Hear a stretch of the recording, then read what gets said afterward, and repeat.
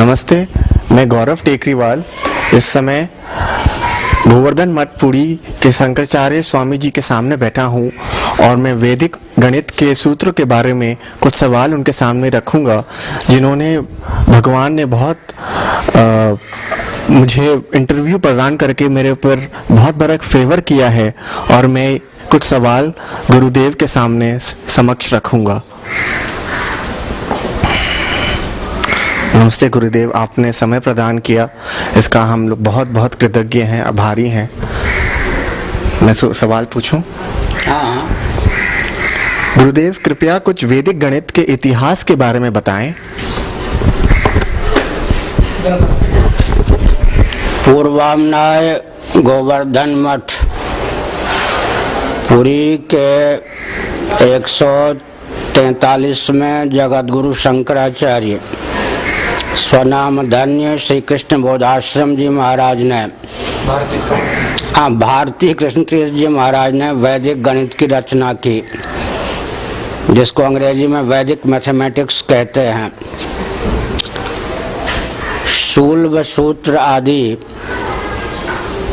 सन्निहित हैं वैदिक वाङ्मय में, जिनके आधार पर यज्ञ में कुंड इत्यादि का निर्माण होता है। रेखा गणित का जो उद्भव स्थान है, उन सूत्रों का श्री भारती कृष्ण तीर्थ जी महाराज ने विधिवत अनुशीलन किया और वैदिक वाङ्मय में बिखरा हुआ जो गणित का संदर्भ था, उसे अपनी ऋतंभरा प्रज्ञा के अमोघ प्रभाव से संकलित किया। फिर उन्होंने, चूंकि वे मैथमेटिक्स में एमएससी थे, गणित के मर्मज्ञ विद्वान थे, साथ ही साथ वे 17 विषयों में एमए एमएससी थे, संस्कृत के मर्मज्ञ विद्वान थे। उन्होंने अपनी पूरी प्रज्ञा शक्ति और तपोबल का आलंबन लेकर 16 ग्रंथों की रचना की, लेकिन दैव योग से कोई भी ग्रंथ गोवर्धन मठ पुरी में उन्होंने नहीं रखा। संभवतः महाराष्ट्र में, जो कि नागपुर है, वहाँ उन ग्रंथों को रखा। दैव योग से वे ग्रंथ सब लुप्त हो गए। अभी उनके एक शिष्य डॉक्टर तिवारी जी, जो कि बेंगलोर में रहते हैं, उन्होंने एक संस्मरण बताया।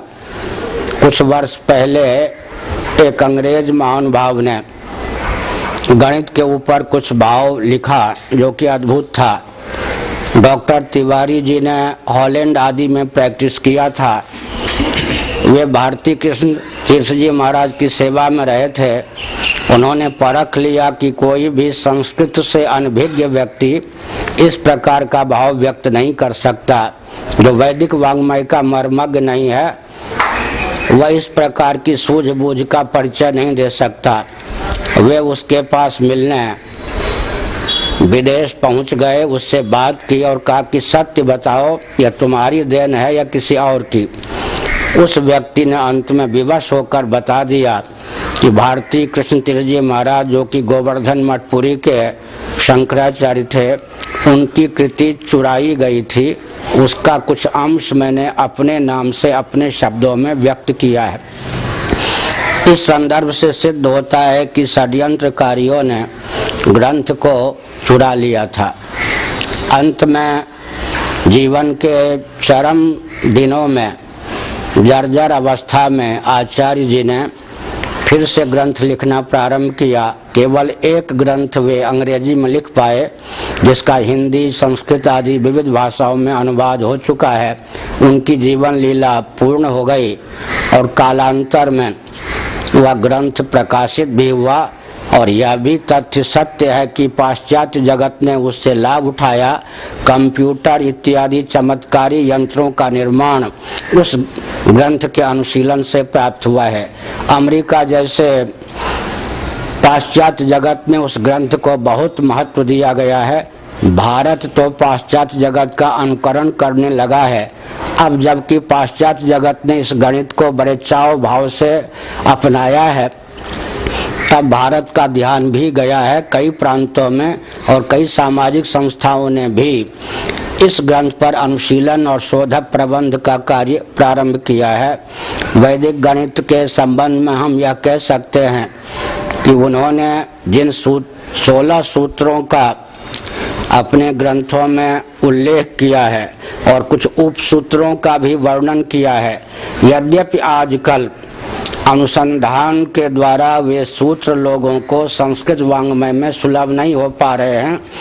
कुछ पाश्चात्य सभ्यता से प्रभावित व्यक्ति आक्षेप भी करते हैं कि उन्होंने अपने ही नाम पर वैदिक सूत्रों की रचना कर दी, अर्थात वेदों में कोई उस प्रकार के सूत्रों की उपलब्धि नहीं होती, व्यक्तिगत उनकी देन हो सकती है, सूझबूझ हो सकती है। सूत्र के नाम पर जो कुछ उन्होंने लिखा है वह किसी प्राचीन ग्रंथों में या अर्वाचीन ग्रंथों में उपलब्ध नहीं है।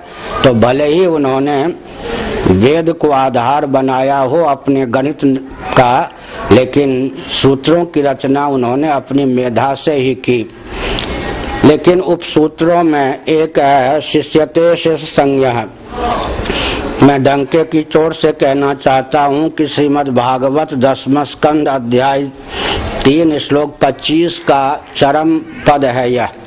इससे सिद्ध होता है कि अगर वैदिक वाङ्मय का गंभीरता से अनुशीलन किया जाए तो कई स्थलों पर सूत्रों की प्राप्ति हो सकती है। यह भी एक पते की बात है कि भगवान श्री कृष्ण की स्तुति के संदर्भ में यह बात कही गई, शिष्यते शेष संज्ञः।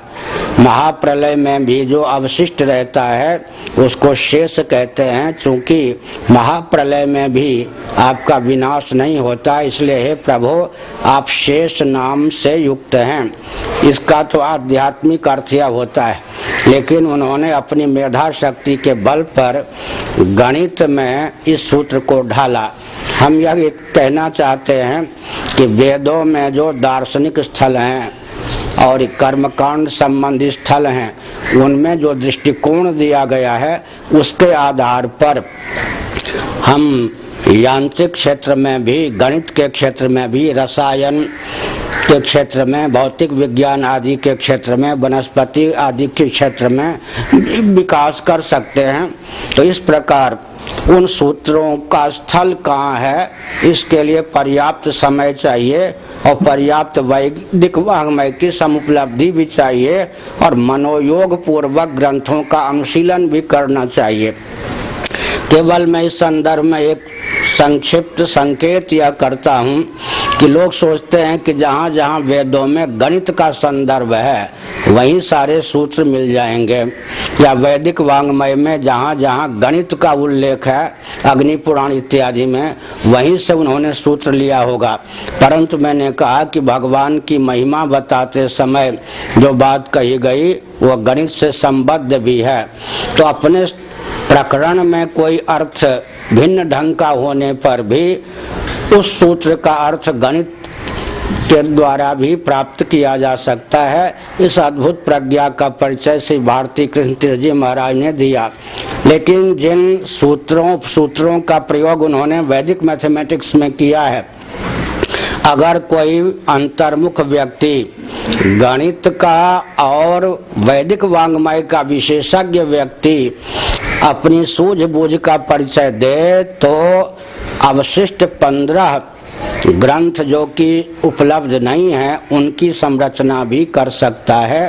अर्थात इन सूत्रों के आधार पर जो लुप्त ग्रंथ हैं उनका भी सर्जन हो सकता है, लेकिन इसके लिए वैदिक वाङ्मय के सहित गणित का भी ज्ञान आवश्यक है और विशेष समाधिजन्य प्रज्ञा की अपेक्षा है। स्वामी जी, आप अपने द्वारा रचित वैदिक गणित के 3 ग्रंथों के बारे में कृपया बताएं। मेरे द्वारा स्वस्तिक गणित की रचना की गई, उसके बाद अंकपदियम की रचना की गई, उसके बाद गणित दर्शन की रचना की गई है और इस वर्ष तीनों का लोकार्पण गुरु पूर्णिमा के अवसर पर 11 जुलाई को किया भी गया है। इन तीनों ग्रंथों में जिन सूत्रों का मैंने प्रयोग किया है उन सब का स्थल वेदों में, गीता आदि ग्रंथों में कहाँ है उल्लेख कर दिया है, ताकि भविष्य में कोई आक्षेप न करे कि ये सूत्र मनगढ़ंत हैं। एक भी ऐसा शोध नहीं है जिसका मूल स्रोत वैदिक वांग्मय में न हो। हमने उन सब वचनों को समुद्रित करके उनका स्थल निर्देश भी किया है। इन तीनों ग्रंथों की अपूर्वता क्या है कि गणना, अंकों की गणना शून्य से प्रारंभ होनी चाहिए, और शून्य कोई अभाव पदार्थ नहीं है बल्कि भाव पदार्थ है। अंक पदीयम जो मेरे द्वारा विरचित ग्रंथ है उसका मूल विषय यही है कि शून्य भाव पदार्थ है और अंकों की गणना शून्य से प्रारंभ होनी चाहिए, न कि एक से। जब तक शून्य से गणना प्रारंभ नहीं होगी तब तक चिकित्सा क्षेत्र में, अंतरिक्ष विज्ञान में, ज्योतिष इत्यादि में जो विसंगतियां हैं वो विसंगतियां सृष्टि को प्रभावित करती रहेंगी और उचित विकास विज्ञान का भी संभव नहीं होगा। यह अंकपदीयम का मुख्य विषय है। उसमें यह प्रयास किया गया, जब मैंने वैदिक वांग्मय का हरिगुरु करुणा से अनुशीलन किया तो पता चला कि वैयाकरणों के यहाँ श्री भर्तृहरि के द्वारा विरचित अंक वैयाकरणों के यहाँ अंक ये है, व्याकरण का एक उज्ज्वल ग्रंथ है वाक्यपदीयम भर्तृहरि के द्वारा। उसका जब मैंने अनुशीलन किया तो विचित्र तथ्य पाया कि सृष्टि का मूल स्फोट होता है, जिसको हम कहते हैं शब्द ब्रह्म, परावाक, उससे सृष्टि की अभिव्यक्ति होती है। आपको यह सुनकर प्रसन्नता होगी कि अमेरिका ने नवीनतम अनुसंधान में यह पाया है कि सृष्टि के प्रारंभ में एक स्फोट, विचित्र ढंग की आवाज, विचित्र ढंग का शब्द प्रकट हुआ, अद्भुत वह था ओंकार। तो ओंकार को ही, प्रणव को ही शब्द ब्रह्म के रूप में चित्रित किया गया है वाक्यपदीयम में। तो जिस प्रकार